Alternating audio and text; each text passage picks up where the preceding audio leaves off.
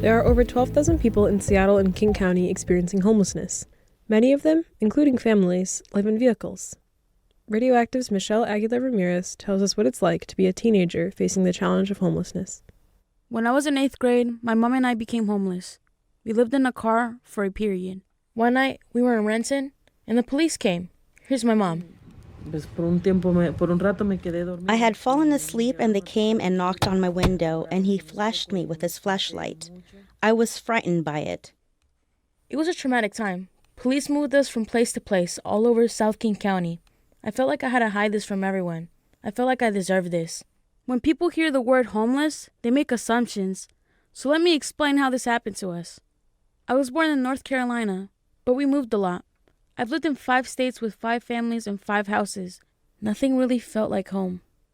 After my parents split up, my mother wanted to move us back to Florida to be closer to her relatives. She sold all her belongings, but there wasn't enough money to make the move. And now we had no belongings and no place to stay. Remember what you heard earlier? Yeah, that's why we ended up in that situation. I was in the passenger seat when I heard knocking. My mom woke me up. She told me to translate. The police officer told us to hurry up and leave because we were on private property. Sleeping in a car is hard for anyone, but for a 13-year-old, it's pretty difficult. This was during fall and winter. It was really cold and always raining. I remember going to sleep every night praying I would get out of this situation while shivering and shivering. Every night it was the same thing. I couldn't get comfortable, turning and tumbling. My body would ache the next day. And I couldn't do anything about it because I had no control over the situation. To get cleaned up in the mornings, we would go to the fast food places. But of course, the typical fast food place doesn't offer a place to take a shower. My mother would have to get a hotel once or twice a week to actually get cleaned up. Sometimes I would sleep over at my friends' houses, and whenever they would say, "Make yourself at home," I would take it literally.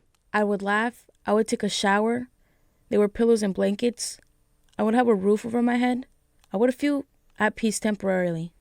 But no one knew that I was homeless. I hid that from them. My abnormal had become normal. It was my freshman year at Renton High School, and I was still homeless. I wanted to escape, so I started to involve myself in school. I enrolled myself in honors courses.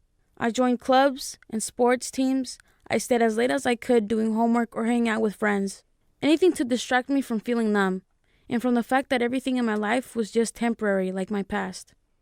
I ended up opening up about my living situation to a trusted teacher, Esther Rich.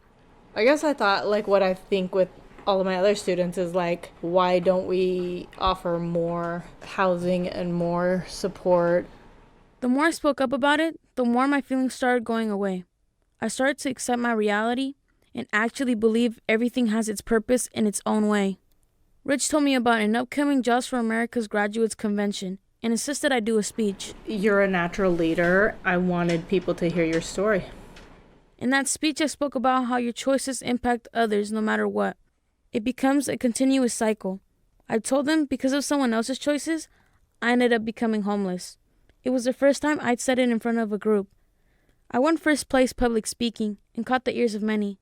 Later on, I went off to La Cima, a Latinx leadership camp. I had a chance to reflect on who I was and what I wanted in my life. And I realized this burden I carry around is not a pain I deserve. In the Latinx community, there's a sense of pride.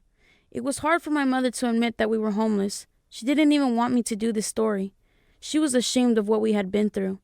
But she did have this to say. If I would be able to give advice to someone, I would tell them, please think things through if they have kids. Don't make decisions which you'll regret later. It was a difficult experience for my mom and me. It's not like I'm pleased I went through this, but I'm grateful because of it. I want to tell this story because the person you might least expect could be part of those 12,000 homeless people in Seattle. From RadioActive, Michelle Aguilar Ramirez.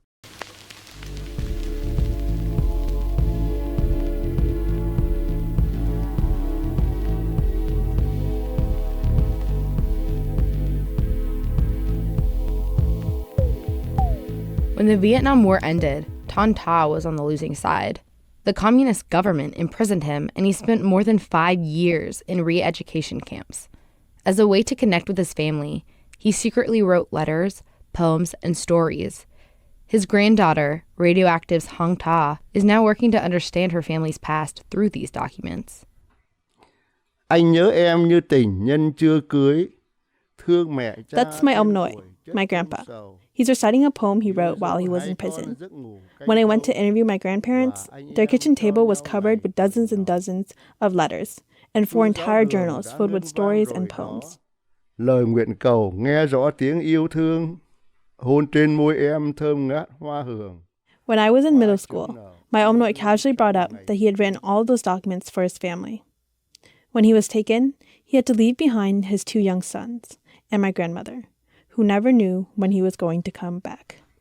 Thì bà nội đã khóc rất là nhiều. So I cried a lot, day after day, and another week passed, and another week passed.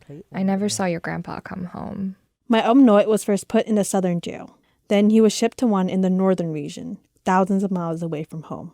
But my grandma kept visiting him. She bought train tickets off of the black market and took her 6 and 9-year-old sons. She smuggled in paper for him to continue writing. Rất là kỹ ở trong những cái quần áo. I had to hide them very carefully inside the clothes. I would sew a pocket in them to hide the journals. It was very difficult to hide the papers inside those packages of clothing.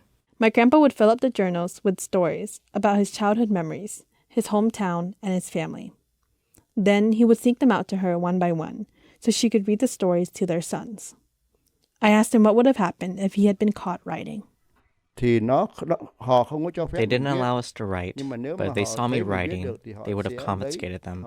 They would burn them. They would have ripped them all. But Noi never stopped. My grandpa told me he was scared of dying in the re-education camps, so he was determined to write down as much of his life as he could. I did this because I wanted my loved ones at home, especially your grandma, and my sons to know that while I am far away, my soul and heart and love are always with my family in any situation. My grandpa's writings have been preserved for generations.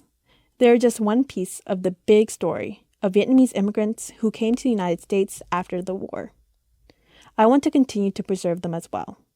Materials like these exist in the Wing Luke Museum of the Asian Pacific American Experience. So we have a section over here that kind of talks about different waves of immigration. That's Jessica Rubenacher. She's the exhibit director. I showed her my Noi's letters and asked how they could contribute to the story of our Vietnamese community. We're collecting things just like this, where it's personal stories and artifacts. But the biggest piece is that we have that personal story that really helps bring that artifact to life. Noi would love it if his stories could be preserved. Và nếu mà nó được dịch ra tiếng Anh thì càng tốt. If they could be translated in English, the better, so researchers can read my journals and understand the society and history of Vietnam and what the Vietnam War was like.